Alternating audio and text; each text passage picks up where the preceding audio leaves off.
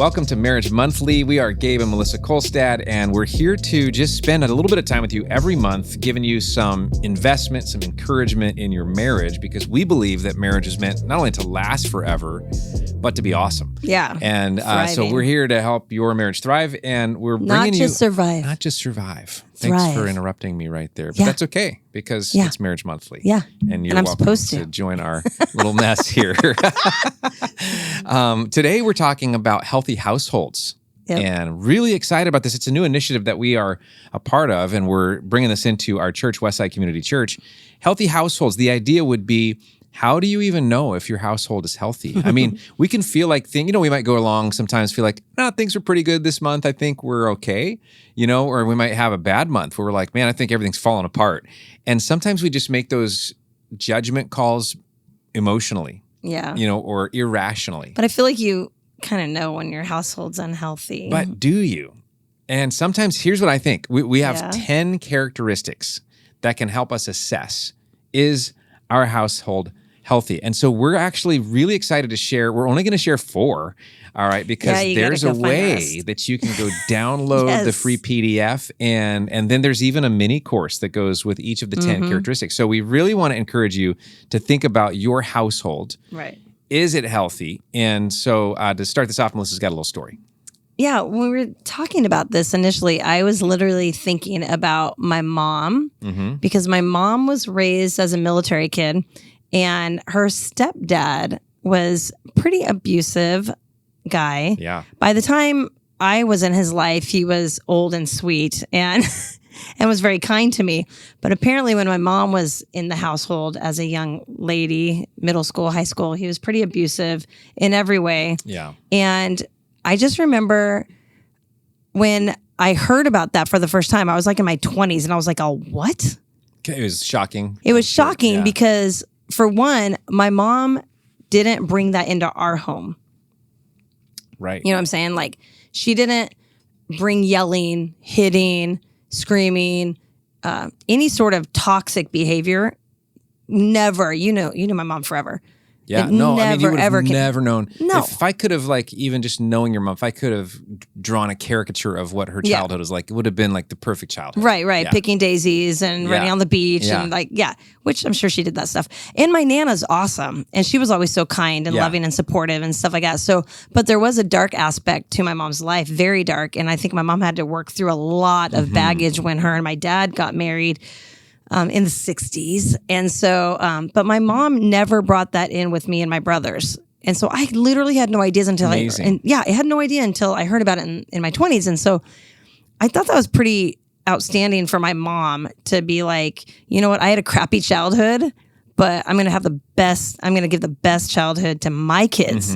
And she did. Yeah, and she really, when you think about somebody breaking the cycle, the chain, break those chains. She did it all the way. She did Obviously it. by God's grace. Yeah. But boy, she really leaned in 100% to it. Yeah, she was so conscious of that. And she was so changed as a woman of God, because she was always in the Word, always praying, so faithful to church and just growing in her faith. And I think that obviously changed her mind as well, in her heart, and just how she dealt with things and stuff. And that made her a stronger person. But I mean, I can still, looking back, I see insecure weaknesses that, insecurities that I'm like, oh, that makes so much more sense now, that when I see think about those little things. Of course, she's passed away for several years now, but it's interesting to think, because I'm like, oh, that was probably triggered from being raised. Trauma, some of that vibe that she had. Right, but I didn't know it at the time, So anyways, so a healthy household is so huge. And a lot of times you got to break those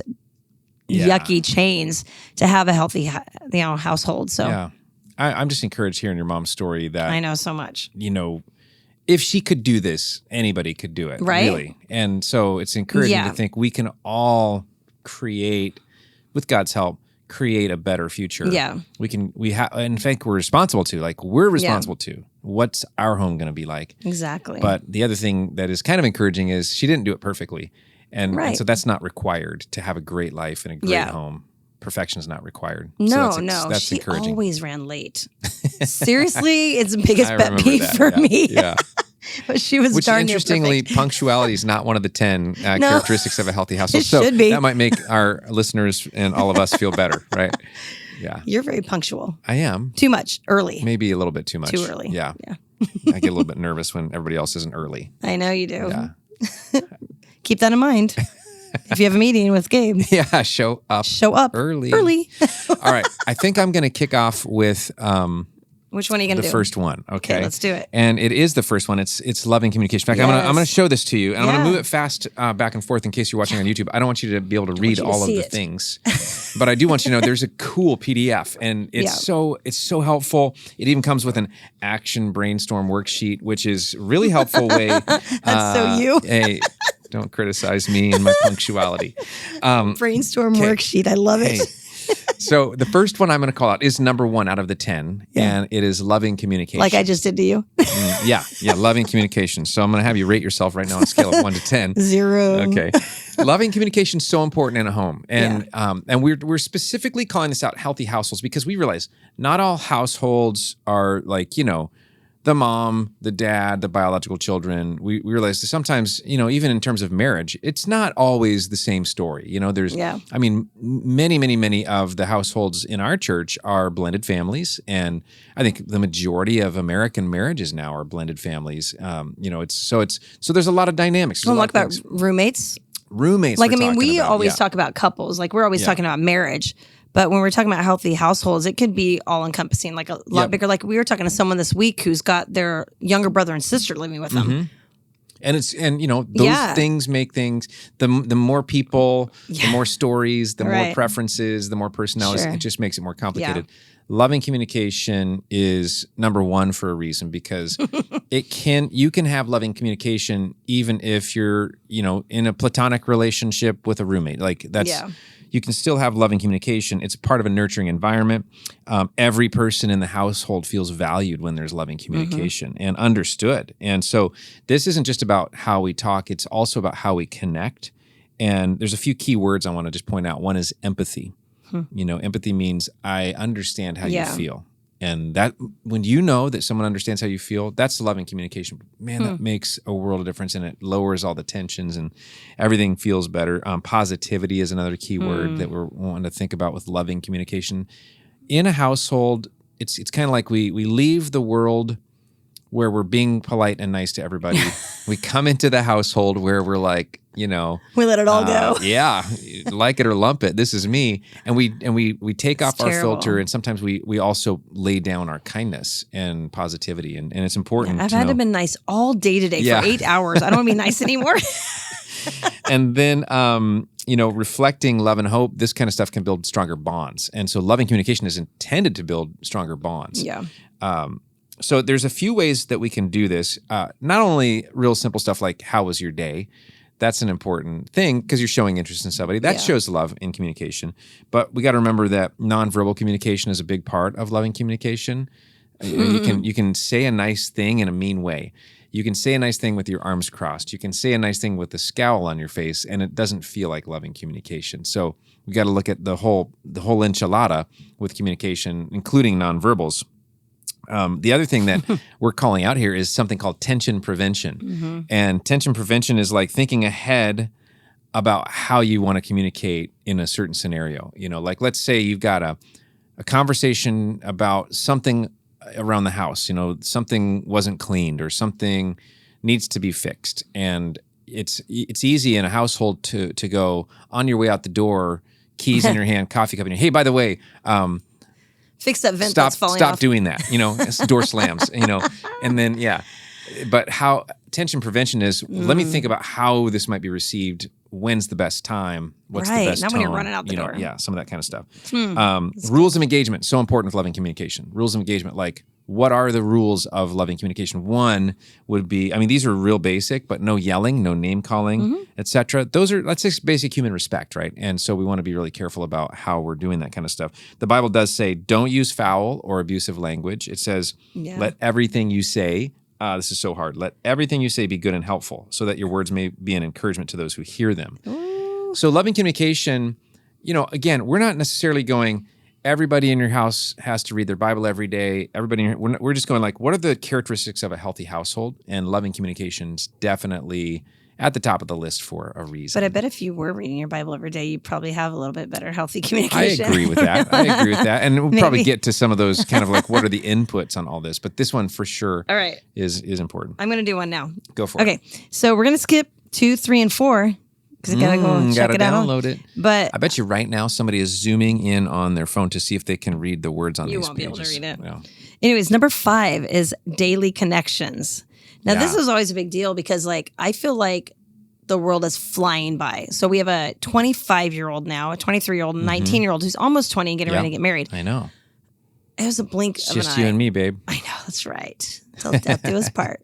Anyways, it's just one of those things where it's like life is going by way too fast. And I feel like you have to be pretty intentional with, having daily connections. Yeah. Because like 2 of my best friends don't even live here. Mm-hmm. So we have to be really intentional about texting and calling and that kind of thing because if you don't live by each other and you don't have a routine that involves each other, it's really hard to connect. But especially in a household, you live in a household, you're still running a million miles an hour. Mm-hmm. I mean, like we have crazy schedules. Our son has crazy schedule. He's getting ready to move out. It's just a lot of times we're like, who's here for dinner tonight? Yeah.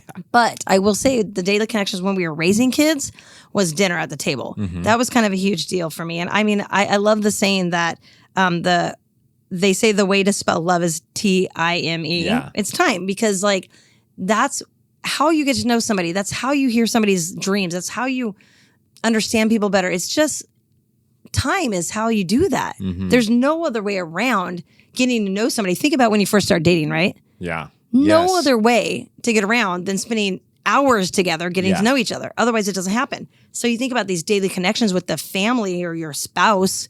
Is there a time where you're sitting there like Gabe and I, we have dinner every single night, like every night we're together. It's very rarely that we're not together for dinner unless we have like a meeting or something like I have tonight, a thing. Yeah. But normally we're always together for dinner. It's definitely the exception, yeah. Yeah. And I'm just saying like when we were raising kids, dinner at 5:30 at the table, everybody knew your butts better be in your seats at 5:30. Yeah. And you better be there on time. And be right. That's you, yeah. That was me. But it's one of those things where it's like, you know what I'm saying? Like you needed to show up for dinner time because that was the time we always did what's hot, what's not type stuff, you know? And kind of rechecking with everybody at the table, needed to let us know how your day was. Did it suck? Was it good? Let us know what's going on in your life. I mean, that's how you hear stuff. Another way I thought of was when we were driving. Like one of my favorite things when I was raising the kids and we didn't have their license was driving them to school. Because it was like you'd have those a few minutes to just kind of connect. Like, what's your day going to look like? Or picking them up after school. How was your day? What happened? That kind of thing. My favorite with us, and even with the kids when they're with us, but is going out to the beach. Yeah. When we're on a drive out to the beach and we're just chilling for an hour and a half in the car, you're looking out the window, but you're able to communicate in a different way than when you're just staring at each other across the table. I mean, it can take the awkward out of it. Right. Sure. Yeah. And like daily connection isn't like staring at each other and listening to every word and, being all weird. It's just like, what's going on? Like, tell me what you love, what you hate, what you're good at, what you're dreaming of, like that kind of stuff. Like if you ask your kids, what are you dreaming of or what do you want to be or what do you want to do? They're going to open up. Like you got to be interested in that kind of stuff. Yeah. So, but you got to be intentional about the daily connection. Now you're really good at this. I know you journal how you're going to connect. Dude, I plan it out because I'm not so intuitively, like, so I'm like, okay, step 1. And then, I'm going to do this with the kids. I'm going to text Caitlin today. I'm going to talk to Caleb today about this. I'm going to connect with Melissa here. So you're super intentional about it. I'm a little more organic than you are. It's only because I'm just slightly, maybe behind the curve, I think, on some of those things intuitively. On social. I'm built more of a task person, right? It's true. Yeah. It's true.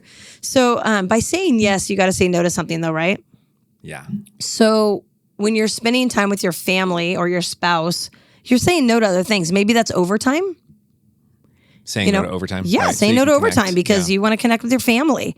And I know a lot of guys and gals that work tons of overtime because they want the money, but they're losing time with their significant other or their family. Not worth it to me. True. Like totally not worth it. I'd rather live leaner, right? Live leaner and spend more time together because this is what matters. Yeah. Like the more people I know, I had a good friend that passed away, as you know, last week, 50 years old. And I just think, nobody cares about his overtime or what his job was. Right. Or what kind of car he drove. Nobody cares about that. What we're worried about is his wife and his children because relationships are all that really matters at the end of things. And so that's point. important. So spend some time together. Be intentional about daily connecting with people, whether it's a text or a call or sitting at the dinner table or taking a drive. I mean, when the kids were younger, I'd be like, hey, you want to go up to Dairy Queen? You want to go grab an ice cream? You're like, just let's go out and you're go so to good coffee. at that. You do that not just with me, not just with our kids, but also with nieces and nephews, friends, And I think people really think about you as somebody who takes advantage of the moment and invests in them in the moment. And sometimes it's funny because for somebody like me who feels like we have to plan it out, it's like, God, it's going to take, do I have an hour, right? To have an hour, and what would we? And so, I kind of have to plan it in my mind. But for you, I notice sometimes it's 7 minutes, It's like, oh, it could be simpler. See, I'm not a task-driven person. So for me, I'm only thinking about how I'm going to connect with somebody. Like literally, that's all I think about. Yeah, but I see sometimes it happens really fast, and it was simple and it was easy, and so maybe for me, one of the obstacles on this one is I build it up, I overthink it, and then sometimes I'll procrastinate because it seems like it's such a big thing. Exactly. Yeah, and that's a big thing. Don't procrastinate your daily connections. They can be 2 minutes, or they can be 2 hours. Right. Like let it be. But get ready for interruptions, I guess I would say, because it's more important that you have that conversation with your kid than doing some of these other things that we put in front of it. And this is harder for me because I'm bouncy. So I love connecting with people, but I'm quick and I'm bouncy. I have ADHD, so I'm all over the place. But taking the time, sacrifice, taking the time to sit with somebody, it's important and it matters to them. It matters. So I don't know. That's kind of important. And if you have a strained relationship or something that's hard, I say keep reaching out, keep trying to connect. Because, we've gone through some stuff about 3 years ago, and not with us, but with someone else close to our family. And it's one of those things where it's like, I still kept reaching out, still kept texting, still kept calling. I was going to stalk that person because I wanted them to know that I love them and it mattered that I had them in my life. And even if you're feeling rejected, keep doing it because it matters, especially if it's like a child or something like that. It's important. So daily connections, huge, huge, huge. So, another thing we did with the kids when they were young is prayer time and devotion before bed. It was so cute. We'd crawl into one of the kids' rooms. We'd read a little devotional. Sit around in a little circle. Yep, sit in a circle, read a little devotional, and have a little prayer time with each kid. Yeah, in their bed afterwards, and that was a little time that they could share something if they wanted to or had a question or something. Yeah. And we're teaching them God's word. We did this when they were younger, like we're taught elementary school kids, baby to elementary school. But it was they'll really eventually kick you out of that opportunity. You kind of get kicked out of it eventually, but it's one of those things where it's like it's important. And if you have a young one, I say do a devotional. If you're a couple that has time to do a devotion together, do that too. Yeah. Like it's just a time to invest in the Lord together as a family or as a couple. So it's important. But daily connections. All right, enough said. Okay, number 9. We're jumping all the way to number 9. Oh, gosh. And I know we're leaving. I'm going backwards. I feel like we're that. leaving a bunch of stuff out. Yeah, we are. On purpose. That's because, one, it would take forever to do all of these. Yeah. But also, we want you to engage with this because we think this is going to be a really good conversation piece for you and your spouse, since this is Marriage Monthly, and any household as well. So number 9, giving back. Okay, listen, this might not be obvious what we're saying here. Okay. Giving back, a sense of contribution as a household, like a collective contribution. This is a characteristic of a healthy household because when a household when the members of a household only think about their problems or about their situation or about what they want, it goes negative. Yeah. Everything gets negative. And what we know from psychology, from recovery, is that one of the fastest ways to move forward is to start giving back. Yeah, serving others. As a person, serving others, because you're looking outward, you are focusing on somebody else. All of a sudden, you might have different perspective about your situation. You might go, oh, I just connected with somebody else who has a worse problem than me, if you could imagine that. And look at they're thriving, Yeah. And so it's just giving back. It's hardwired into us as human beings. God wired us for contribution. And when we're not doing it, we're short-circuiting.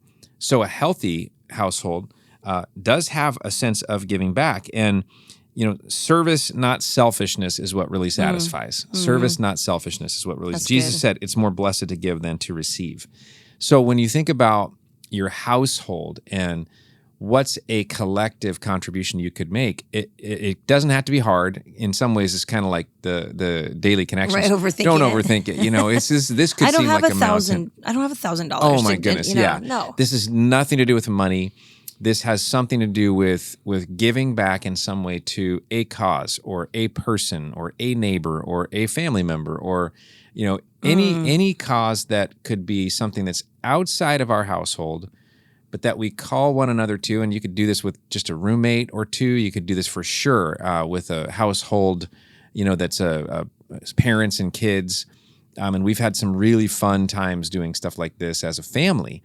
And it's so interesting how you could have like the worst week of tension, and then you've got some activity you're going to do. You're going to go serve the classic, serve homeless people a meal on Thanksgiving. Okay, that's one thing, which it does something for you. It makes you excited. Yep. Now all of a sudden the car ride home, you're not back talking about who stole whose phone that morning.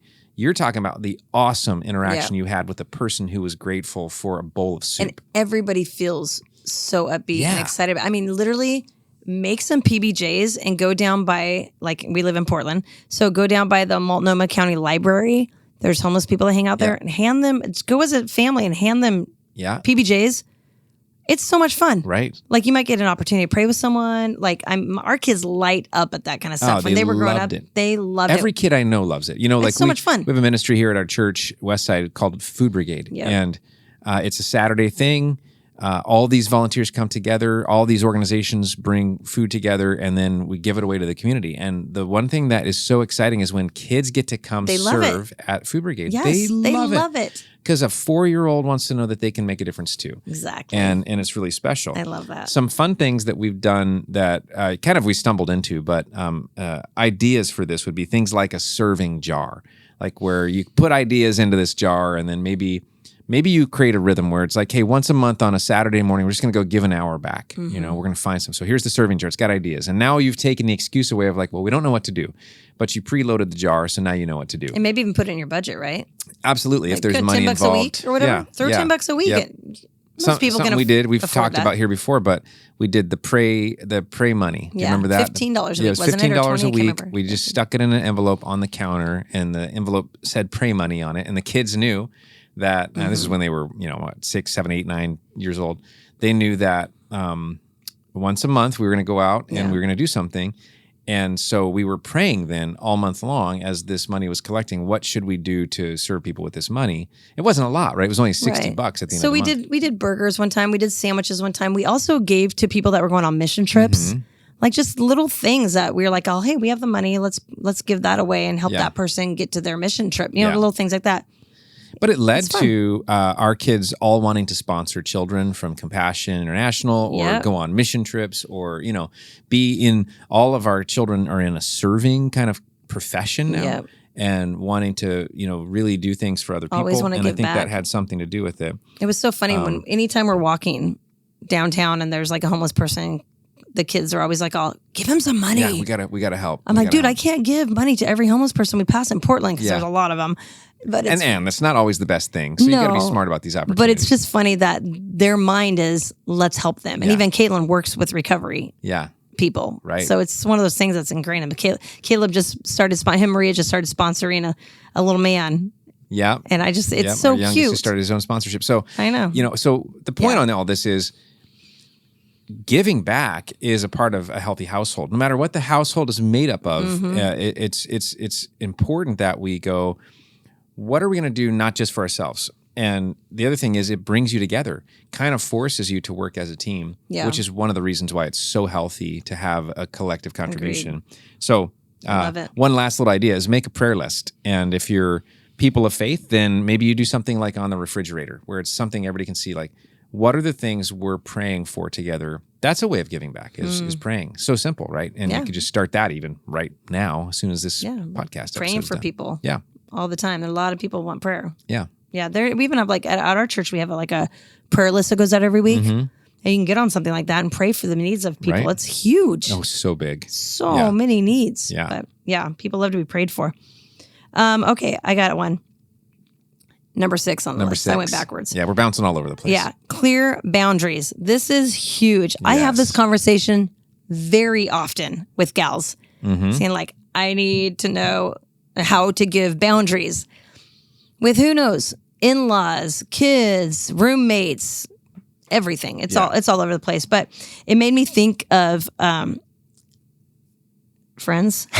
The show Friends. Yeah. And I thought of Ross's sandwich. Oh, the moist maker. Goodness, yeah. Oh my gosh, right? The moist maker. So Ross makes 10 points for anyone who knows what episode that was. It was awesome. So Monica makes him this sandwich after Thanksgiving dinner, and it's called the moist maker. It's got gravy and turkey and cranberry, all this stuff. And he took it to work, and his boss ate it. Dude. And so Phoebe's like, I'm going to teach you how to give a boundary. And she writes this note, and they're like, oh my gosh. And we never know what the note says, but apparently puts it on there. It worked. But anyways, then he found out it was a boss, and he freaked out, and he's, my sandwich. It's one of the best episodes ever. Ross is hysterical. But I thought of that because I was thinking he needed a clear boundary for that. I mean, even at work, if you're sharing a fridge with somebody at work or at school or roommates, it's like, you got it. You got to have these discussions, right? Since we're talking about Marriage Monthly, what are some examples of areas where we need boundaries as married couples? Okay. Gabe is... you got like... You had to take a breath before you said... no, I know right away. Oh, wow. Gabe's a morning person. I'm a night person. So I was thinking about this. To have a boundary would be like, I don't walk in at night and start brushing my teeth and flip on the lights and go to the bathroom, flush the toilet, and get all loud. I don't. And you don't do it to me in the morning. Because let me tell you, he gets up at the butt crack.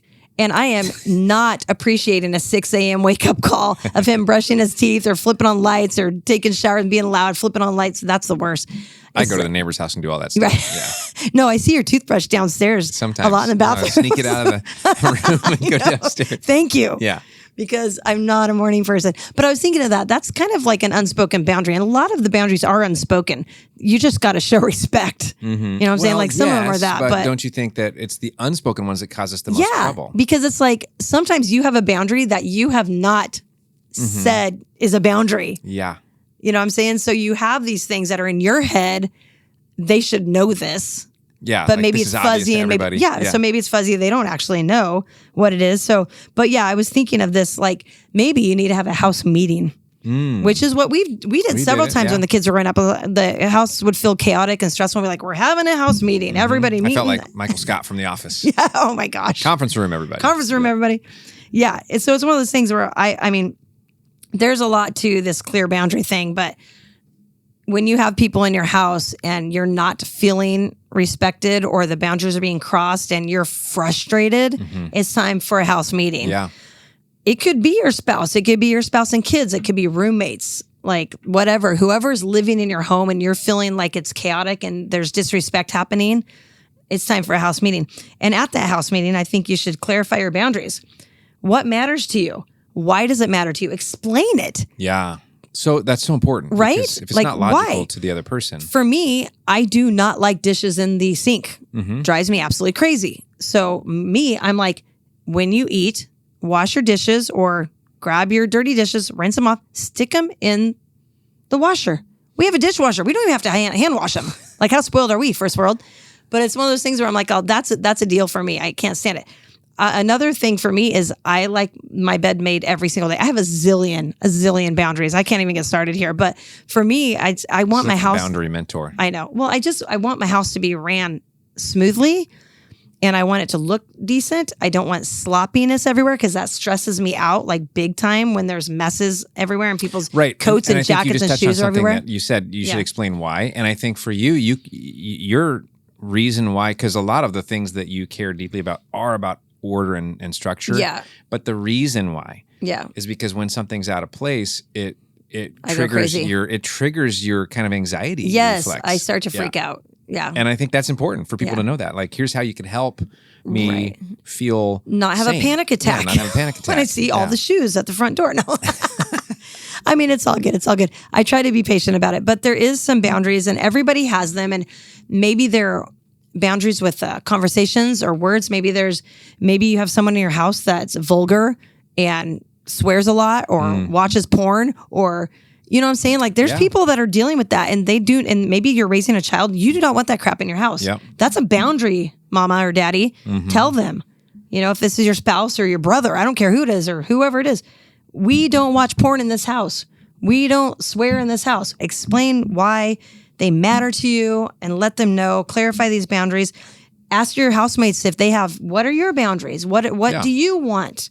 This doesn't have to be one-sided. What do you think would be a boundary that I can follow to help you, run life easier, to not cause anxiety for you or stress or any frustration? And then lastly is there should be consequences, especially if you're dealing with kiddos. If you have kids at the house and they aren't getting out of the house on time to get to school on time, or they're late all the time, or they're not getting their homework in on time, or they're leaving messes out all the time, they're not making their bed, whatever it is, whatever your thing is, there should be consequences for those when you're raising kids, because they need to learn how to function in a household. And a lot of times it's like a basic skill of life. It's a basic skill of life. And so if you want the beds made every day, or you want this done, start implementing that. And if they don't do it, have those conversations. And what are the consequences? What do they look like? And I don't know, that's kind of a big deal to me, because when the boundaries are fuzzy or unclear, it just causes such stress and anxiety in the house, and everybody's irritated with everybody, or you don't know why everybody's irritated.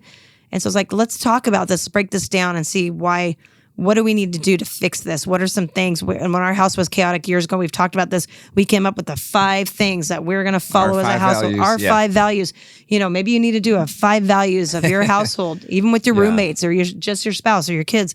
But I think it's important to have clear boundaries so there's not tension and stress in the house. Yeah. That's how I feel about it. It's really great. It's kind of a big deal. Yeah, it is. To me. And I will say, all 10 of these things are They're kind of that all big important. deals. They're big deals. Man. They're not complicated. No. They're simple, but simple's not always easy. And they say common sense isn't always common practice, right? So none of these are going to be like, oh, that's rocket science. I've never heard of this before. These are all fairly obvious things, but when you put this combination together, you end up with a healthy household. There's a picture. Go ahead. Well, it's intentional too. So if you guys pull this out and say, okay, healthy households, and you get this together and you're talking as a family about these 10, then you're getting all on the same page on all these things. Yeah. So it's kind of cool that it's all laid out like this. Good job. Thanks. There's a picture that the Apostle Paul paints in the New Testament of the church. So if you think about the household, it's a collection of people. The church is a collection of people. Paul says there's, everybody has their own place and part and role. And so he talks about it like in body parts. So he's got an arm, you got a nose, you got an earlobe, whatever. And he says when the whole body is working together, then the whole body will be healthy and growing and full of love. And I love the phrase, healthy, growing, full of love. And I think that's really what God's intent for every household is, to be healthy, to be growing, to be full of love. And so we want to encourage all of you just to take a little bit of time to use the link in the description here to go download this PDF, and you can even opt into a mini video course for each one of these 10 I saw that we hope you'll take with us, because we want to help you develop a healthy household. And what we know is our household's not perfect. No. But it is happy and it is healthy. Yeah. And it makes every day a joy, because, home's a place I want to go. I want to go home. Yeah. I like being And home. I think if you know somebody that's struggling with their home right now, even if it's not a husband and wife, like this is a marriage monthly thing, but this Healthy Households is for anybody in a household. So share it. Subscribe and share it and get this out there so people can kind of figure out how to get healthy again in their houses, because there's a lot of unhealthy houses out there. There are. Really hard. And we can turn them around. Yeah. Like your mom did. Yep, that's right. Yeah. Well, thanks for joining us. We hope this was super helpful for you, and we want to encourage you to keep coming back. If you haven't listened to all these episodes, go find the log and go through them. There's a lot. And we love doing this. We want to encourage you to like it, to subscribe to it, to share all these episodes with the people that you know and love, and also, of course, to pop back in next month. And if you haven't already found a church home, we want to invite you to check out Westside Community Church, because we're always talking about things that are practical in real life, and you can find out more at westsidecommunitychurch.com. We'll see you next month.